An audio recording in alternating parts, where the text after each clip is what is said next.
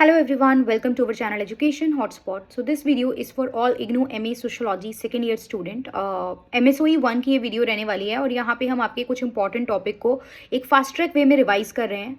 हर video में मैं and में बोलती हूँ बट इस वीडियो में मैं स्टार्टिंग में बोल रही हूँ बिकॉज बहुत से बच्चे मेरे वीडियो में बोलने के बाद भी इन्फॉर्म करने के बाद भी they tend to get confuse कि आप डिटेल में नहीं पढ़ा रहे हो, आप पूरा नहीं पढ़ा रहे हो. तो या आई एम सेइंग कि हम फास्ट ट्रैक रिवीजन कर रहे हैं. डिटेल में पढ़ाने के लिए मैं ऑलरेडी आप लोगों के साथ यूट्यूब पे पेड क्लासेस में सब कुछ डिस्कस कर चुकी हूँ और भी कंटेंट आप वहाँ पे देख सकते हैं. नोट्स के साथ वहाँ पे मैंने एक एक चीज़ें डिस्कस करी हैं. वहाँ पे आप जिस तरीके से एग्जाम में प्रेजेंट करेंगे वो पूरा डिटेल नोट्स मैंने आपको प्रोवाइड करे हुए हैं. तो अब बार बार वही सेम चीज़ उन्हीं नोट्स के साथ अलग से तो पढ़ाने का फ़ायदा नहीं है. तो यहाँ पे हम वही टॉपिक्स में कुछ चीज़ें नई ऐड करके कुछ सेम टॉपिक को एक लास्ट मोमेंट में रिवाइज कर रहे हैं. सो दैट कई बार क्या होता है खुद से पढ़ के सुन के समझना मुश्किल हो जाता है, लेकिन कोई आसान शब्दों में कोई टॉपिक समझा दे तो वो हमारे एग्जाम तक माइंड में रह जाता है. तो मैं मान के चल रही हूँ कि आपने पुरानी प्लेलिस्ट पूरी देख ली है और पेड क्लास वाले बच्चों ने यूट्यूब की प्लेलिस्ट प्लस पेड क्लास के कंटेंट देख लिया और उसके बाद आप ये वीडियो देख रहे हैं. अगर आप उससे पहले देख रहे हो वो कंटेंट अभी आपका छूट गया है तो मैं रिक्वेस्ट करूंगी कि आप पहले प्लीज़ उसको देख लीजिए और इस वीडियो में आप इस वीडियो को देख के ये ना सोचे कि आप एंड मोमेंट पे बिल्कुल छोटी छोटी चीज़ें बता रहे हो या आप कवर नहीं करवा रहे हो पूरा डिटेल में. तो येस, मैं पूरा डिटेल में कवर नहीं करवा रही हूँ, मैं सिर्फ रिवीजन इन वीडियो में करा रही हूँ क्योंकि वो चीज़ें मैं ऑलरेडी करा चुकी हूँ. सॉरी आप लोगों का इतना टाइम लेने के लिए. अब टॉपिक पे आते हैं. यहाँ पे हम बात करने वाले हैं MSOE 1 के कुछ इंपॉर्टेंट टॉपिक जिसमें इसको कुछ पार्ट में रखेंगे हम आपके एग्जाम तक. तो यहाँ पे हम पहले टॉपिक पे बात करने वाले हैं, that is national curriculum framework. Right, सीधा सीधा क्वेश्चन पूछेगा कि explain the objectives, the implement, कुछ भी करके आपसे एनसीएफ को लेके क्वेश्चन पूछेगा. आपका आंसर सेम ही रहना है. डिपेंड करता है कि 10 मार्कर में पूछेगा या 20 मार्कर में. 10 मार्कर में पूछेगा तो वो 250 वर्ड में लिखना है, 20 मार्कर में पूछेगा तो 500 वर्ड में लिखना है. तो 10 मार्कर में अपने आप ही आप मेन पॉइंट को थोड़ा सा शॉर्ट कर देंगे और 20 मार्कर में आप उन्हीं पॉइंट्स को डिटेल में थोड़ा सा इलेबोरेट करेंगे. तो एनसीएफ जो था ये 2025 में आया. नेशनल आपका जो ये आपका करिकुलम फ्रेमवर्क था वो 2005 में आया था और ये डेवलप किसने किया था? एनसीईआरटी ने. It is developed by NCERT. अब आई रिक्वेस्ट यू कि एक बार आप लोग मुझे कमेंट करके एनसीईआरटी की फुल फॉर्म बताएंगे. क्लियर? आई वॉन्ट, ताकि मुझे भी पता चले कितने स्टूडेंट एक्टिवली इस वीडियो को देख रहे हैं और एक्चुअली में सुन रहे हैं कंटेंट को. तो एनसीईआरटी की फुल फॉर्म आप लोग कमेंट करके बताएंगे. याद रखिए एनसीएफ क्या था? ये स्कूल एजुकेशन को डेवलप करने के लिए कुछ गाइडलाइन आई थी एनसीएफ में. डेवलप करा था एनसीईआरटी ने. ईयर था 2005. ये 3 बातें याद हो गई. आगे बढ़ते हैं. इसमें आप ये क्यों लाए थे आप? ताकि हम अपना जो स्कूल का जो सिलेबस है, टेक्स्ट बुक है, करिकुलम है, सिलेबस है, टीचिंग प्रैक्टिसेस जो फॉलो की जाती हैं उनको रिवाइज कर सके. जो ओल्ड स्कूल प्रैक्टिस चल रही है उसको हटा दे और एक नए तरीके से चीज़ों को रिवाइज करें. करिकुलम, टेक्स्ट बुक वगैरह में कुछ न्यू चेंजेस लेके आए.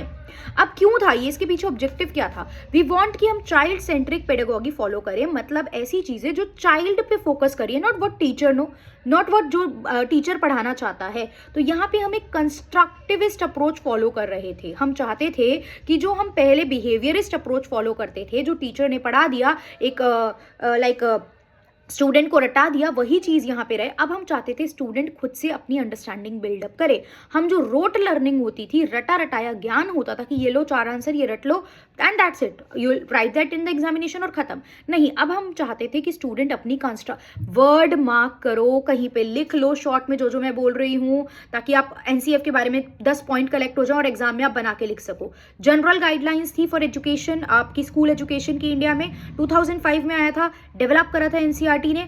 उसके बाद आप कर क्या रहे थे? इसमें सिलेबस को, करिकुलम को रिवाइज कर रहे थे, टीचर ट्रेनिंग प्रैक्टिसेस में चेंजेस लाने की बात कर रहे थे.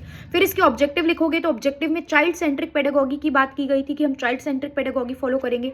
कंस्ट्रक्टिविस्ट अप्रोच की बात की गई थी कि जो बिहेवियरिस्टिक अप्रोच पहले फॉलो हो रही थी उसको हम रिप्लेस कर देंगे कंस्ट्रक्टिविस्ट से. मतलब अब हम बच्चे को जो रोट लर्निंग पे फोकस कर रहे थे अब हम वो नहीं करेंगे. अब हम चाहते हैं कि बच्चा अपनी अंडरस्टैंडिंग को स्ट्रॉन्ग करे, अपनी अंडरस्टैंडिंग मतलब अपने बेसिस पे चीज़ों को सीखे. इसमें हम बच्चे को फोकस कर रही थी कि आप लर्निंग टू लर्न, मतलब लर्न करना चाहते हो इसलिए चीज़ों को जानो और सीखो. और लर्न से मतलब रटने से नहीं है, लर्न मतलब समझ के चीज़ों को माइंड में रखने से है. वर्क एंड लाइफ स्किल्स की नॉलेज हम बच्चों को देना चाहते थे. हम बच्चों को कॉन्स्टिट्यूशनल वैल्यूज़ की नॉलेज देना चाहते थे.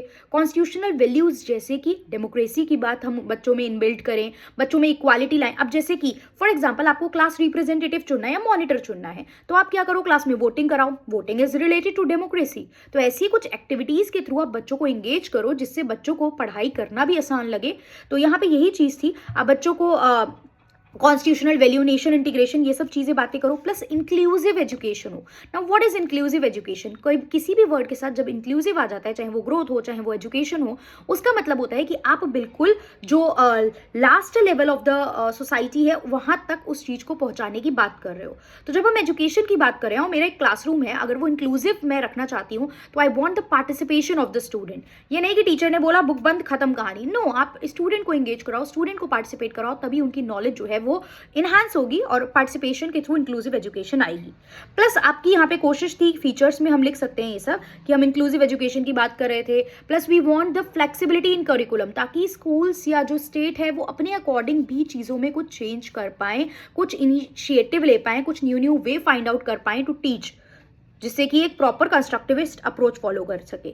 एक और इंपॉर्टेंट वर्ड जो इसमें आप लिखोगे that is stress free learning. यहाँ पे फोकस था, जो बच्चे बर्डन मान के पढ़ाई को कर रहे थे उनके लिए हम एक स्ट्रेस फ्री एनवायरनमेंट क्रिएट करें कि उन्हें पढ़ने में मजा आए। अब देखो, बहुत सारे टीचर्स होते हैं एक सब्जेक्ट के, आप अपना स्कूल टाइम याद करो, अब तो आप काफी मतलब मास्टर के स्टूडेंट हो, अब तो now you all know very well, आप में से बहुत लोग टीचिंग फील्ड में, आप में से बहुत किसी और फील्ड में है, लेकिन अब आपको बहुत मेच्योरिटी आ चुकी है। लेकिन जब हम छोटे थे तो कुछ टीचर का पढ़ाया हुआ हमें बहुत अच्छे से, आज भी आपको कुछ चीजें याद होंगी और कुछ पता भी नहीं होगा, टीचर्स भी हम भूल गए होंगे, राइट? तो व्हाई इट इज दैट, मतलब ऐसा क्यों है? क्योंकि कुछ टीचर इतने इंटरेस्टिंग वे में चीज़ों को पढ़ाते हैं कि वो चीज़ अपने आप ऑटोमेटिकली हमारे माइंड में फिट इन हो जाती है और वो एक कनेक्शन जो है वो चीज़ों का बिल्डअप हो जाता है, राइट?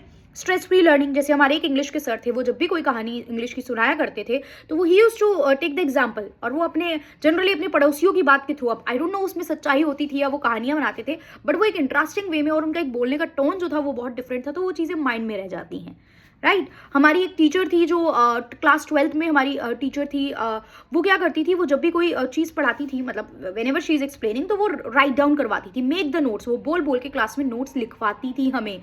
तो वो एक तरीका था जिसके थ्रू हम सुन रहे हैं, हम लिख रहे हैं, तो एक इंगेजमेंट बनी रहती थी चीज़ों में। तो यही चीज़ें यहाँ पे आपको बीइंग अ टीचर आपको कोशिश करनी है स्ट्रेस फ्री लर्निंग की।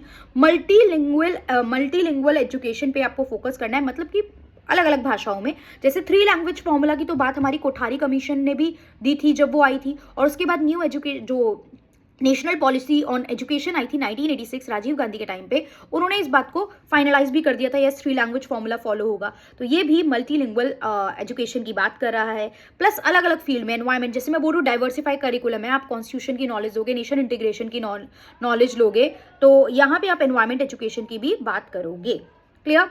अब टीचर क्या करेगा इसमें? टीचर के भी तो कुछ रोल है ना, आप इतनी सब बातें करो और यहाँ टीचिंग प्रैक्टिस को भी इंप्रूव करने की बात की गई है, ये ध्यान रखना है। तो टीचर को कोशिश करनी है वो एज अ फैसिलिटेटर एक्ट करे, टीचर को कोशिश करनी है वो प्रोजेक्ट के थ्रू, वो ग्रुप एक्टिविटीज के थ्रू, वो डिफरेंट एग्जाम्पल के थ्रू, वो अपने एक्सपीरियंस के थ्रू बच्चों को चीजें सिखा के चले, ना कि एक बेसिक रोट लर्निंग के लिए उनको कुछ कंटेंट दे दे और उससे उस पर स्टिक रहे, राइट? टीचर को एज अ फैसिलिटेटर एक्ट करना है, उसको ट्राई करना है कि वो group activity, project based learning और एक्सपीरियंस बेस्ड, एक्सपेरिमेंट बेस्ड, इस सब तरीके की चीज़ों से स्टूडेंट को सिखाए ताकि एजुकेशन ज़्यादा इंक्लूसिव हो सके। अब इसके फायदे क्या हुए थे? देखो, टीचर सेंट्रिक अप्रोच थी, ये फायदा है इसका कि आप टीचर सेंट्रिक से हम स्टूडेंट सेंट्रिक में आ गए थे, तो पहले टीचर सेंट्रिक था लेकिन अब हम स्टूडेंट सेंट्रिक पे फोकस कर रहे थे। इसके अलावा आपकी टेक्स्ट बुक में, करिकुलम में टीचर ट्रेनिंग प्रैक्टिसेस में रिफॉर्म की ये बात कर रहा था एनसीएफ। इसके अलावा ये ग्लोबल ट्रेंड से मैच करने के लिए चीज़ों को चेंज करने की बात करें कि आप प्रैक्टिकल चीज़ें, एक्सपेरिमेंट बेस्ड, इन सब चीज़ों पर बात करो, तो it try to match up the global trend. लेकिन चैलेंजेस क्या थे इसमें हमारे सामने? इसमें चैलेंजेस थे कि इसकी इंप्लीमेंटेशन का इशू था।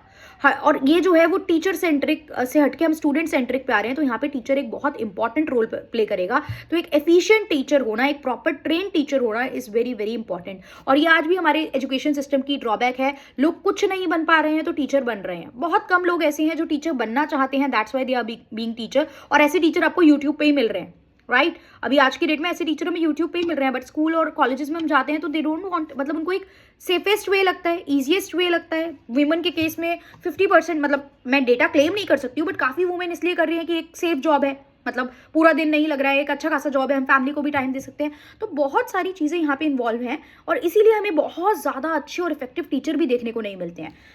नॉलेज होती है सबको, हम देखते हैं क्लास में टीचर आके लेक्चर डिलीवर करता है, they all have the knowledge, उन सबको नॉलेज है, वो सब पढ़ के आए हैं, बहुत नॉलेज रखते हैं। हो सकता है फॉर एग्जांपल मैं पढ़ा रही हूँ, मुझसे ज़्यादा बहुत से लोग नॉलेज रखते हों, राइट? मुझसे छोटी एज के लोग भी बहुत नॉलेज रखते होंगे, लेकिन दे डोंट वांट कि आपको प्रेजेंट कैसे करना है। तो टीचर इज ऑल अबाउट कि आप अपनी नॉलेज प्रेजेंट कर पाओ और सामने वाले को वो चीज़ समझा पाओ। This is teaching, done. चलिए, बकवास भी हो गई है, बीच में बच्चे कमेंट करने लग जाएंगे मैम बकवास हो रही है, इधर उधर की बातें हो रही है, बट ये हमने एनसीएफ पूरा कर लिया। आई होप आपको समझ में आया होगा। अगला टॉपिक भी मैं इसी में लूंगी, एक और छोटा सा ऑपरेशन ब्लैक बोर्ड। फिर अगली वीडियो में हम कुछ और टॉपिक पे बात करेंगे। ऐसे छोटी छोटी वीडियो बना के आपके कुछ टॉपिक में निपटाऊंगी। मान के चल रही हूँ पेन कॉपी लेके बैठे हो और चीजें लिख भी रहे हो, राइट? नहीं लिख रहे हो तो पुराने नोट्स हैं उससे आप देखोगे। ऑपरेशन ब्लैक बोर्ड की बात करते हैं। Operation black board centrally sponsored scheme है। सेंट्रली स्पॉन्सर्ड मतलब सेंटर पैसा लगा रहा है, स्टेट को पैसा नहीं लगाना है, सेंटर पैसा लगाएंगे। और ये 1987 में आई, एनसीएफ 2005 में आया, ऑपरेशन ब्लैक बोर्ड 1987 में आया था। सेंट्रली स्पॉन्सर्ड स्कीम थी। एनपीई जो था, नेशनल पॉलिसी ऑन एजुकेशन, जो 1986 में आया था, उसने इसको रिकमेंड किया था कि इस तरीके का हमें कुछ चीज़ें इंट्रोड्यूस करने की ज़रूरत है, तो उसकी रिकमेंडेशन पे ये ऑपरेशन ब्लैक बोर्ड आया। ये इसका मेन ऑब्जेक्टिव था कि प्राइमरी एजुकेशन की क्वालिटी को इम्प्रूव करना है और हमें हर स्कूल तक बेसिक इंफ्रा पहुंचाना है। एक स्कूल का बेसिक इंफ्रा क्या होता है? प्रॉपर क्लासरूम हो, प्रॉपर टीचर हो। आज की डेट में you have the digital board और the smart board, but earlier black board was there. Black board हुआ करता था, वो एक ज़माना था। ब्लैक बोर्ड, चौक, डस्टर, ये सब चीज़ें यूज़ की जाती थी। तो ये बेसिक इंफ्रा होता है। प्लस वॉशरूम्स होने होते हैं स्कूल में, ड्रिंकिंग वाटर की अवेलेबिलिटी चाहिए होती है। तो ये बेसिक इंफ्रास्ट्रक्चर पे फोकस करने की बात ये ऑपरेशन ब्लैक बोर्ड करता था। तो सबसे पहले आप बताओगे centrally sponsored scheme came into picture in 1987. It is based on the recommendation of NPE 1968. The main objective of this to improve the basic primary education and the infrastructure, providing the basic infrastructure to the school. अब मैं इसके आपसे objective की बात करूं तो पहला इसका ऑब्जेक्टिव था यूनिवर्सल प्राइमरी एजुकेशन लेके आना। जो नेशनल पॉलिसी ऑन एजुकेशन 1986 वाला एजुकेशन पॉलिसी बात करता था कि हमें यूनिवर्सलाइज करना है प्राइमरी एजुकेशन। अभी सेकेंडरी हायर की बात नहीं कर रहा है वो, लेकिन प्राइमरी एजुकेशन हर जगह पहुंचनी चाहिए, ये चीज पे हमें फोकस रखना है। तो पहला ऑब्जेक्टिव था यूनिवर्सल प्राइमरी एजुकेशन। दूसरा था हमें इंफ्रास्ट्रक्चर को इंप्रूव करना है। हेडिंग सुन लो, एक्सप्लेन खुद से आप कर सकते हो, ये बहुत सिंपल पॉइंट है। आपको इंफ्रा को इम्प्रूव करना है, प्लस आपको क्वालिटी एजुकेशन प्रोवाइड करनी है, प्लस आपको एजुकेशन का इक्वल एक्सेस देना है। मतलब रूरल अर्बन एरिया सब तक बराबर एजुकेशन पहुंचे। जो रूरल एरिया है या लेस डेवलप्ड एरिया है जहां तक एजुकेशन और इंफ्रा प्रॉपर नहीं पहुंच रहा है, हमें वो भी पहुंचाना है। अब फीचर्स जैसे कि क्या क्या करोगे? मिनिमम 2 प्राइमरी स्कूल्स की बात की जाए तो मिनिमम 2 क्लासरूम होने चाहिए, right? Minimum 2 classroom with veranda होना चाहिए, ये चीज हमें ध्यान रखनी है। And after that girls boys के लिए सेपरेट वॉशरूम होना चाहिए, ड्रिंकिंग वाटर फैसिलिटी होनी चाहिए, मिनिमम 2 टीचर होने चाहिए जिसमें से एक टीचर फीमेल होनी चाहिए सो दैट गर्ल्स का इनरोलमेंट बढ़े। मिनिमम 2 टीचर, एक टीचर फीमेल, जिससे गर्ल्स का भी इनरोलमेंट बढ़े। टीचिंग लर्निंग मेथड की सारी चीज़ें होनी चाहिए, जैसे बेसिक चौक, डस्टर, ब्लैक बोर्ड वगैरह, ये सब होना चाहिए। रूरल बैकवर्ड एरिया पे आप फोकस करके चलोगे और ये आप कोशिश करोगे कि आप कोलैब करो स्टेट गवर्नमेंट के साथ। सेंटर तो सारी जगह जाके मैनेज नहीं कर सकती, स्टेट गवर्नमेंट बताएगी चीज़ों को, एंड स्टेट के साथ कोलैब करके आप इस ऑपरेशन ब्लैक बोर्ड को अचीव करने की कोशिश जो है वो कर रहे थे। ये ग्रेट स्टेप था इन रिफॉर्मिंग द एजुकेशन सिस्टम और द इंफ्रास्ट्रक्चर सिस्टम, और यूनिवर्सलाइज करने के लिए एजुकेशन सिस्टम को। इसने आगे की बहुत सारी स्कीम के लिए भी एक फाउंडेशन रखा, जैसे कि डीपीईपी, डिस्ट्रिक्ट एजुकेशन प्रोग्राम एक आया था, जिसमें आप डिस्ट्रिक्ट लेवल पे जो कम लेस डेवलप्ड डिस्ट्रिक्ट है उनमें एजुकेशन देने की बात कर रहे थे। उसके लिए सर्व शिक्षा अभियान के लिए इसने फाउंडेशन ले डाउन किया। सर्व शिक्षा अभियान हम अगली क्लास में अगले इंपॉर्टेंट टॉपिक की उसमें पढ़ेंगे, 2001 में जो आया था।